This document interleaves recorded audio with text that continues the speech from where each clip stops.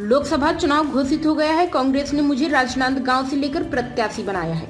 इसी बीच में महादेव ऐप का जिन्न बाहर आया। आज दिल्ली से एक खबर से पता चला कि महादेव सट्टा ऐप मामले में मेरा भी नाम है। जब एफआईआर होती है तो उसी दिन ऐप में डाल दिया जाता है। एफआईआर तो 4 मार्च को दर्ज हुआ, लेकिन अब तक इसे वेबसाइट में क्यों नहीं डाला गया। 2022 में इसके खिलाफ पहला एफआईआर दुर्ग में, फिर रायपुर, बिलासपुर सहित करीब 72 मामले दर्ज हुए और लगभग 450 गिरफ्तारियां हुई। इस एफआईआर में मेरा नाम राजनीतिक दबाव में डाला गया है। क्या ये मोदी की गारंटी और विष्णु के सुशासन में क्या महादेव ऐप शाय चल रहा है। भाजपा को सबसे ज्यादा चंदा लेने वाले में सट्टा वाले future gaming and hotel services द्वारा 1368 करोड़ का चंदा दिया गया है। चुनाव से पहले मेरा नाम एफआईआर दर्ज में होने से यह तय हो गया है कि भाजपा राजनांदगांव से चुनाव में हार मान चुकी है। इसका असर पूरे प्रदेश में पड़ेगा। इसमें मेरा नाम डाला गया है तो संबंधित अधिकारियों का नाम क्यों नहीं डाला गया। लोकसभा के चुनाव घोषित हो चुके हैं। कौन से चरण में कौन से लोकसभा के चुनाव होंगे ये भी तिथि तय हो गया है। कांग्रेस पार्टी ने मुझे राजनांदगांव से लोकसभा का प्रत्याशी बनाया है। ये चर्चा मीडिया में बहुत पहले से ही शुरू हो गई थी कि भूपेश बघेल को लोकसभा राजनांदगांव से लड़ाया जाएगा।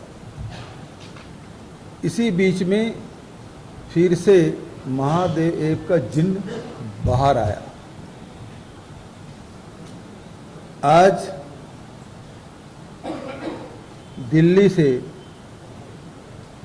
एक खबर छपी जिसमें महादेव ऐप सट्टा में यूडब्ल्यू ने एफआईआर दर्ज की है जिसमें मेरा भी नाम है।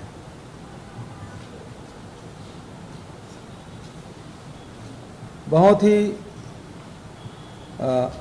सामान्य सी बात है, यदि थाने में या फिर यूडब्ल्यू में एफआईआर दर्ज हो तो उसी दिन उसको अपने वेबसाइट में उसे डाल दिया जाता है। एफआईआर की कॉपी आप देखेंगे, ये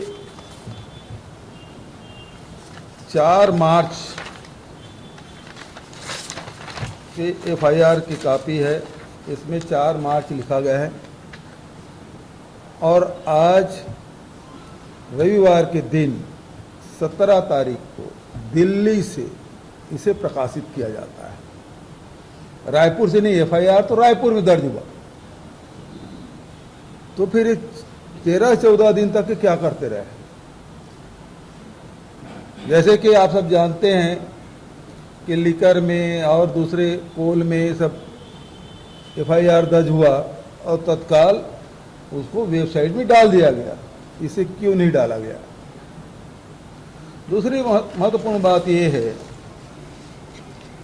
कि ये जो महादेव ऐप है, इसके बारे में कम से कम रायपुर के और छत्तीसगढ़ के पत्रकार भली भांति परिचित हैं, क्योंकि अनेक बार इसके बारे में आप सबसे मैंने चर्चा कर ली है।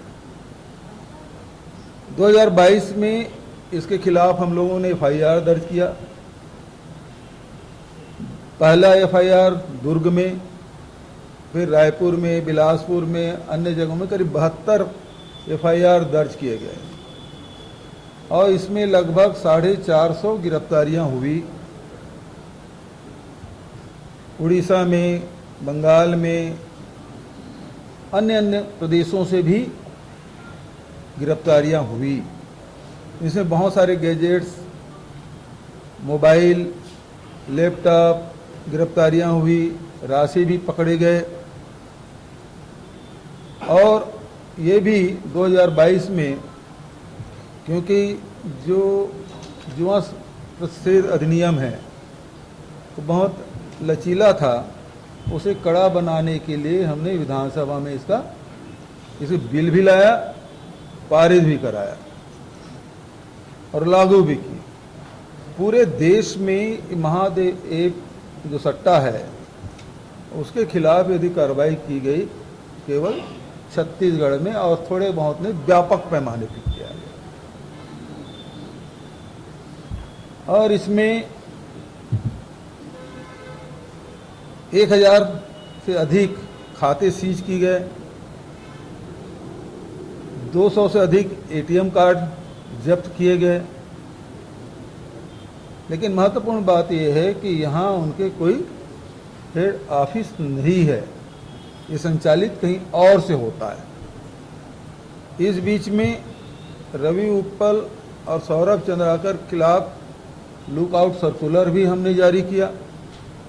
ये विदेश में थे, इसको पकड़ के लाने की जिम्मेदारी भारत सरकार की थी, उन्होंने पकड़ा नहीं, बल्कि चुनाव आते आते इसमें कहानी में ट्विस्ट लाने के लिए शुभम सोनी का एंट्री होता है। अभी तक उसके पहले तक ये यही था कि रवि उप्पल और सौरभ चंद्राकर दो ही उसके डायरेक्टर हैं, लेकिन अचानक शुभम सोनी आते हैं और उन्होंने एक वीडियो जारी करता है जो भाजपा के कार्यालय से जारी होता है, ईडी कार्यालय से नहीं। और इसी बीच में आपने देखा होगा असीम दास नाम के व्यक्ति दुबई जाता है, वापस रायपुर आने के बाद किसी होटल में उसको पकड़ा जाता है राशि करोड़ों रुपये के साथ, और जो गाड़ी उपयोग करता है वो भारतीय जनता पार्टी के नेता अमर अग्रवाल जी के भाई के नाम से वो दर्ज है गाड़ी। और साथ ही उस असीम दास की फोटो अभी वर्तमान में जो विधानसभा अध्यक्ष हैं उनके साथ, अब पूर्व विधानसभा अध्यक्ष पांडे जी के साथ भी उसके फोटो दिखाई पड़ते हैं। उसके घर से भी राशि पकड़ी जाती है। और स्थिति ये, अब मज़ेदार कहानी ये है कि अभी हाई कोर्ट में जो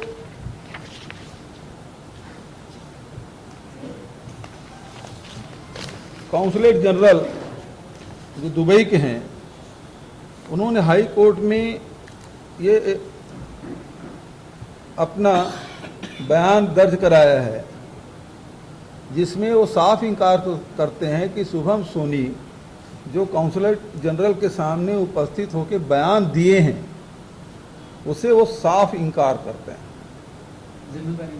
अपनी जिम्मेदारी